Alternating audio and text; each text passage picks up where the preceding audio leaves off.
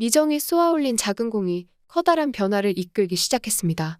긍정이나 부정 모두 주변 사람들에게 빠르게 퍼져나간다는 점에서 미정의 추앙은 구실을 시작으로 가족 모두에게 전염되듯 퍼지기 시작했습니다. 세 남매 모두 새로운 변화를 향해 나아가기 시작했다는 점에서 이들의 행복한 해방은 흥미롭게 펼쳐질 것으로 보이네요.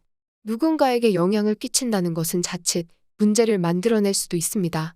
이는 물리적이든 심리적이든 상대의 공간에 들어가야 한다는 의미이기 때문입니다. 그런 점에서 이들 관계의 경계가 조금씩 무너지고 섞이는 과정들이 흥미로웠습니다. 구 씨는 여전히 자신의 경계를 단단하게 치고 있는 인물입니다. 재호로 인해 조금은 문을 열었지만 그렇다고 아무나 들어오라 허락하지도 않았죠. 미정은 항상 열려있는 듯하지만 그 이상은 들어올 수 없도록 경계하고 있습니다. 가장 개방적일 것 같은 기정이라고 크게 다르지 않죠. 자신은 모든 것들을 개방했다고 하지만 그는 오히려 들어오려는 상대 문을 열고 들어가기 바쁩니다. 창희는 반복된 경험치로 인해 이제는 문을 닫기 시작했습니다. 일도 사랑도 마음대로 되지 않은 창희의 문을 그나마 열고 들어오는 이는 현아가 유일하죠. 이들의 아버지인 재호는 가족에게도 문을 닫고 사는 인물입니다. 가족들과도 대화가 거의 없는 재호가 구 씨에게는 농담도 합니다.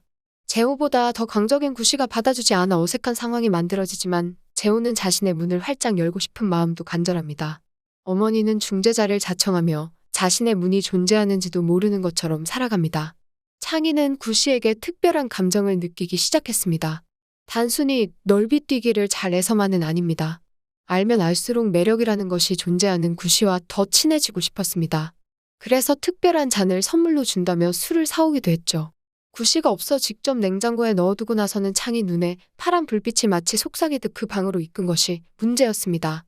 방 안에 가득한 소주병을 친구 두한을 불러 치우다 문제가 생겼습니다. 구 씨는 자신의 영역을 함부로 침범한 그들이 불쾌했습니다. 서로 방식이 다르다는 점에서 창희로서는 충분히 친하다 생각했지만 구 씨에게 그건 심각한 침입이었습니다. 미정은 그 행동이 문제라는 것을 알고 있지만 창희는 이를 받아들일 수 없었습니다.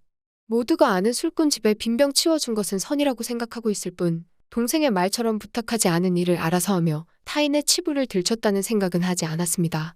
어디서 뭘 했는지 알 길 없는 술꾼 구 씨와 함께 있던 미정이 기정은 걱정이었습니다.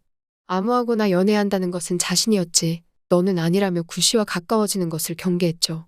하지만 미정의 마음은 단단했습니다. 기정은 알지 못했고 현아는 거칠게 이야기했던 그 가치를 미정은 차분하지만 강력하게 보여주었죠. 미정은 과거 연인 이야기를 통해 자신의 불안한 마음을 언급했습니다. 사업한다는 말에 남들에게 이야기하기 그럴듯해서 좋았지만 결혼도 하지 않았는데 너무 잘 되어 불안했다고 합니다. 그러다 사업이 힘들어지자 자신은 최선을 다해 그의 곁에서 도왔다고 하죠. 그건 그의 실패가 자신의 안도로 다가왔기 때문이었습니다. 남들이 보기에 그럴듯하고 많은 것들을 따지고 재는 관계에 신물이 난 미정은 그 모든 것이 무의미하다 생각했습니다. 온갖 기준을 세워서 만난 사람도 완벽할 수 없다면 스스로 좋기만 한 사람이 되는 것이 최선임을 미정은 알고 있었습니다. 이는 초월한 사랑이자 자신을 사랑하는 또 다른 방식이기도 하니 말이죠. 상대가 잘 되어 떠나면 행복하게 보내줄 거고 그렇지 못해 세상 사람들이 다 손가락질해도 응원만 할 거라 합니다. 부모한테도 우린 그런 건 못 받고 자랐다는 미정의 말에 기정은 반박할 수 없었고 현아는 눈물까지 흘렸습니다. 미정이 언급한 추앙을 하는 방식은 아무런 대가 없이 응원하는 것입니다. 문자를 보내도 답이 오지 않으면 과거에는 소심한 응징과 보복을 했지만 이제는 애정의 높낮이를 재지 않고 추앙만 할 수 있어 좋다고 합니다. 그래서 구 씨가 익십을 해도 기분이 나쁘지 않습니다. 이를 타박할 이유도 없죠. 하지만 바로 응답하면 기분은 좋아집니다. 바라지 않기에 감정이 오가는 과정은 즐거움을 더해준다는 점에서 미정이 추구하는 추앙은 행복입니다. 미정의 변화는 회사에서도 드러났죠. 프린터기에 있던 비행기 티켓을 과거 같았으면 팀장이 볼까 동료들에게 몰래 건넸을 겁니다. 하지만 이번에는 보고 그대로 그곳에 놔뒀습니다. 이 일로 인해 팀장에게 한 소리 듣고 동기이지만 미정만 비정규직이라는 이유로 괌 여행에서 빠졌다는 사실에 오히려 그들이 거리를 두는 상황이 벌어졌죠. 그런 거리감은 미정에게 소외감이 아닌 편안함을 선사했습니다. 추앙을 통해 달라진 미정의 삶은 그렇게 자신을 행복하게 해주고 있습니다. 두리뭉실하게 피해를 봐도 아무런 내색도 하지 않고 묻히듯 살았던 미정이 이번에는 달랐습니다. 그런 미정에게 비정규직이라도 그럴싸해 보이는 이 직장이 좋다는 후배의 모습에 타인의 시선에 민감한 우리를 엿보게 합니다. 안에서 무슨 일이 일어나든 남들은 모르기 때문에 그럴듯한 회사에 출퇴근하는 것만으로도 충분하다는 후배의 모습은 미정에게도 존재했었습니다. 과거 사귄 남친의 이야기가 이를 잘 설명해줬으니 말이죠. 사람들과 함께 있는 것조차 지겹고 힘들다는 구씨는 미정과 많이 닮았습니다. 애써 무슨 말인가를 해줘야 하는 상황 자체가 지겨우니 말이죠. 그 자체가 노동이 되어버린 삶을 이제는 살고 싶지 않았습니다. 미정 역시 하루에 2시간 정도만 좋은 것도 아니고 괜찮다고 합니다. 남은 시간은 마치 소몰이 당하듯 억지로 끌려가는 것이란 말에 미정의 심정이 잘 담겨 있었죠. 술 취해 샀다며 미정에게 아이스크림을 건네고 그런 구씨의 변화가 반가운 미정은 그렇게 서로를 추앙하고 있습니다. 100만 년은 걸릴 것 같아 지난 겨울 술병들을 치우기 싫어 품고 살았다는 구씨가 변하기 시작했습니다. 설거지부터 시작해 빈 병들을 모두 치우고 판 구씨는 이 달라진 모습을 찍어 미정에게 보내죠. 그런 깨끗한 집에서 뭘 할 것 같냐는 말에 전에 구씨가 했던 술 마시지라는 말로 라임을 다시 맞추는 미정은 구씨에게는 행복입니다. 인간은 수없이 비교를 하며 살아갑니다. 미정이 상대를 수많은 방식으로 고르듯 누구라도 그런 말로 표현하기 어려운 수만 가지 방식으로 상대를 고릅니다.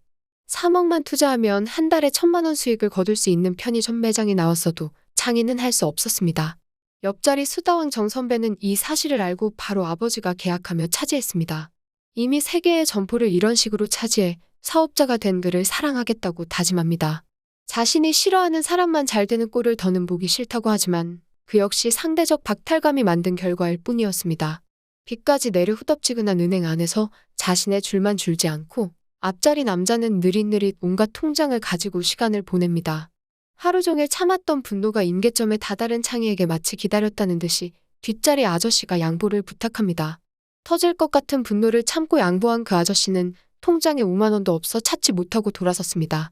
그 모습을 보는 순간 창희는 안도했습니다. 최소한 이 아저씨보다는 잘 살고 있구나 하는 안심 말이죠. 그 아저씨를 비하하는 것이 아니라 정 선배에게 느꼈던 상대적 박탈감이 5만 원을 찾지 못한 아저씨를 통해 해소되는 것은 씁쓸하지만 우리네 인생입니다.